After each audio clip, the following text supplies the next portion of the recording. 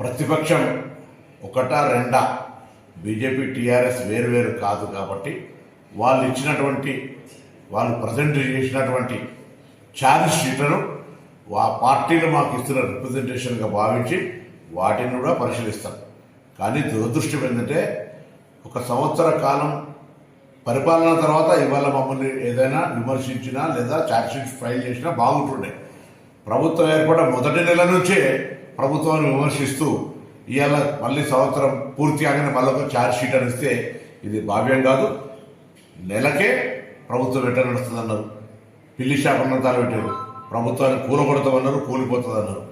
ఇద్దరు కలిసి ప్రభుత్వాన్ని అస్థిరపరిచే ప్రయత్నం చేస్తూ తెలంగాణ ప్రజలు గమనించాలి. తప్పకుండా వాళ్ళు ఇచ్చిన ఛార్జ్ షీట్లో అంశాలు ప్రజా సంబంధించిన అంశాలను అన్నింటినీ కూడా మా ప్రభుత్వం పరిశీలన చేస్తుంది.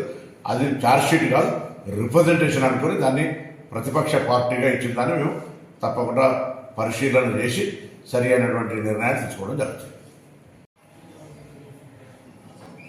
ప్రతిపక్షం ఒకటా రెండా బీజేపీ టీఆర్ఎస్ వేరు కాదు కాబట్టి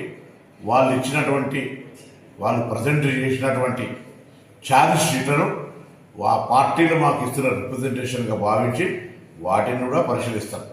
కానీ దురదృష్టం ఏంటంటే ఒక సంవత్సర కాలం పరిపాలన తర్వాత ఇవాళ మమ్మల్ని ఏదైనా విమర్శించినా లేదా ఛార్జ్ షీట్ ఫైల్ చేసినా బాగుంటుండే. ప్రభుత్వం ఏర్పడిన మొదటి నెల నుంచే ప్రభుత్వాన్ని విమర్శిస్తూ ఇవాళ మళ్ళీ సంవత్సరం పూర్తి కాగానే మళ్ళీ ఒక ఛార్జ్ షీట్ అని ఇస్తే ఇది భావ్యం కాదు. నెలకే ప్రభుత్వం ఎట్లా నడుస్తుందన్నారు, పిల్లి శాపనంతాలు పెట్టారు, ప్రభుత్వాన్ని కూలగొడతామన్నారు, కూలిపోతుందన్నారు. ఇద్దరు కలిసి ప్రభుత్వాన్ని అస్థిరపరిచే ప్రయత్నం చేస్తూ తెలంగాణ ప్రజలు గమనించాలి. తప్పకుండా వాళ్ళు ఇచ్చిన ఛార్జ్ షీట్లో అంశాలు ప్రజా సంబంధించిన అంశాలను అన్నింటినీ కూడా మా ప్రభుత్వం పరిశీలన చేస్తుంది. అది ఛార్జ్ షీట్ కాదు, రిప్రజెంటేషన్ అనుకుని దాన్ని ప్రతిపక్ష పార్టీగా ఇచ్చిన దాన్ని మేము తప్పకుండా పరిశీలన చేసి సరి అయినటువంటి నిర్ణయాలు తీసుకోవడం జరుగుతుంది. మరిన్ని ట్రెండింగ్ వీడియోల కోసం న్యూస్ 18 తెలుగు యూట్యూబ్ ఛానల్ను సబ్స్క్రైబ్ చేసుకోండి.